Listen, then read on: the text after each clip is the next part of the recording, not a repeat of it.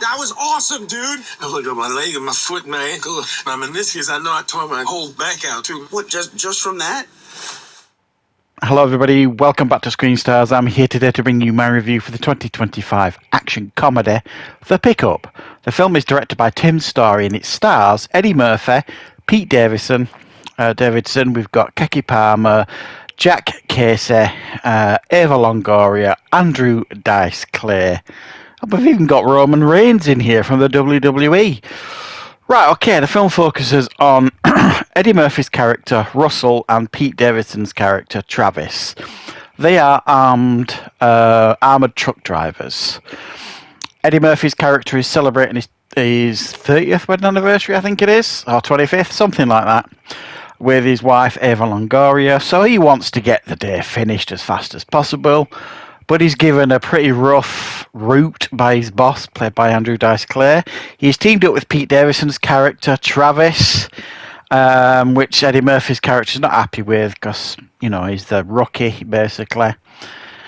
And lo and behold, they get hijacked when they're out and about on their drop-off in the dead zone.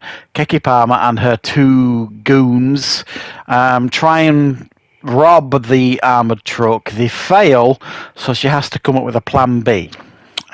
She does manage to take them hostage, and she basically says to them she's going to use them to plan a robbery. They don't agree initially, but eventually they realise they have no choice. Right, what are my thoughts on The Pickup? Well, this has got Eddie Murphy in it, so I'm immediately interested.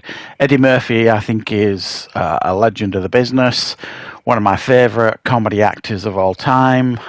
He's done some absolute classics over the years, and he's still going strong, certainly as far as I'm concerned. You know, he still churns out some half-decent films for the most part.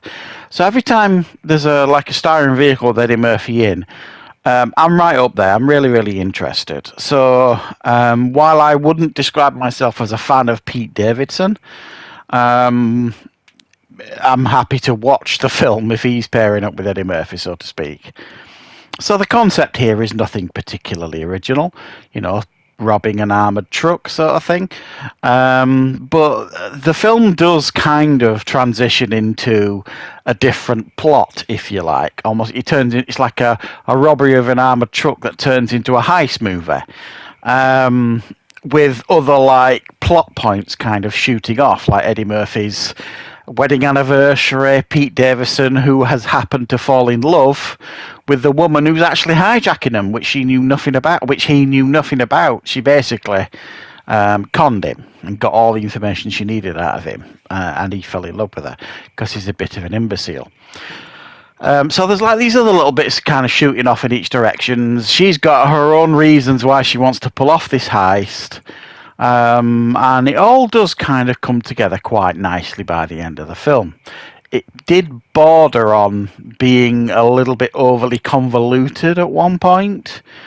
There's things that happen in this film that the film absolutely didn't need. Roman Reigns, which it's obvious he's trying to break into the film industry.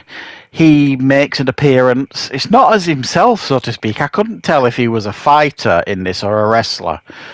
But he didn't. The film absolutely didn't need him.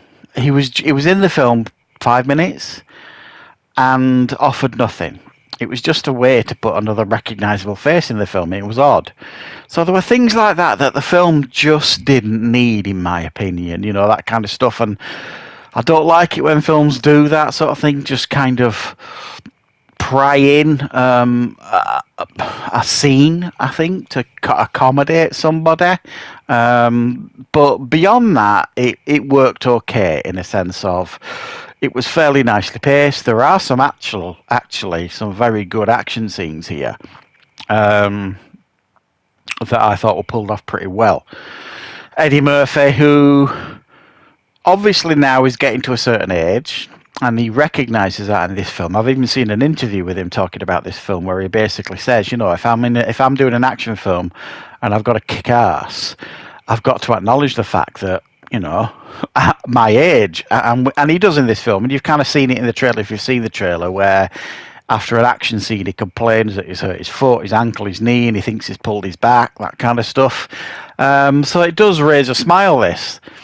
It is nice as well that they've not toned it down for like a family audience type thing. There's a lot of swearing in this. So I always think that's, generally speaking, Eddie Murphy when he's at his best, when he can kind of flow and, you know, swear and do all that kind of stuff. When you kind of PG Eddie Murphy, to me, you feel like you're losing something. And they haven't done that here. They've ramped up the action, and they've tried to ramp up the naughty humour a little bit. There's a couple of, you know, naughty gags here and there. But it doesn't ever, if you like, elevate itself amongst good. It's a good, watchable action comedy. It doesn't go beyond that. It doesn't ever feel capable of ever getting close to going beyond that. They've got a solid idea. They've got a solid concept. They've got a experienced director. This is the guy that made the Fantastic Four films back in the noughties. So this is the guy who knows how to handle budgets and handle action, sort of thing. We've got a solid cast here. Eddie Murphy, I think, just breezes through this film. It's effortless for him with his one-liners and his gags. It doesn't go over the top. He doesn't go over the top. He doesn't feel like a caricature of any of his other characters.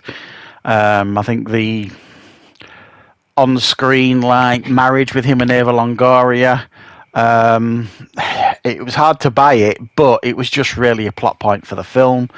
But it does kind of work. How she kind of ends up being in the film later on does feel a little bit forced, but at the same time it doesn't spoil the film either. It doesn't wreck it or anything like that.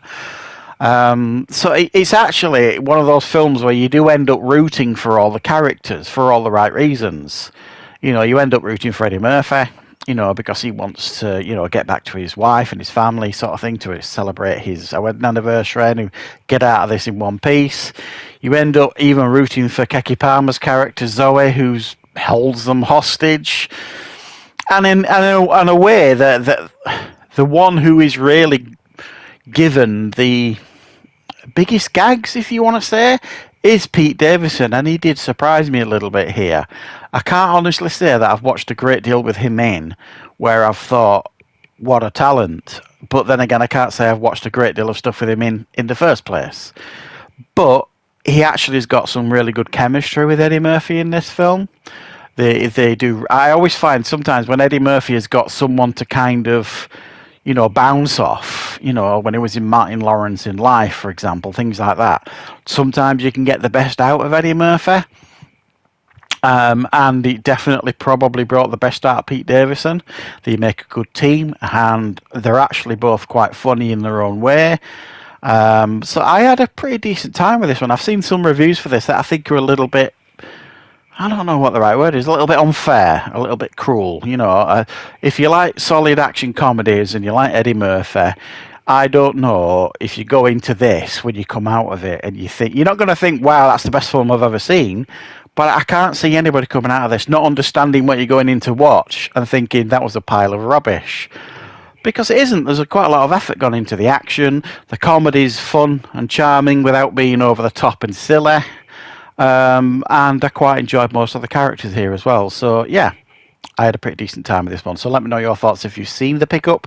And I will, of course, be back with plenty more content on the channel very, very soon.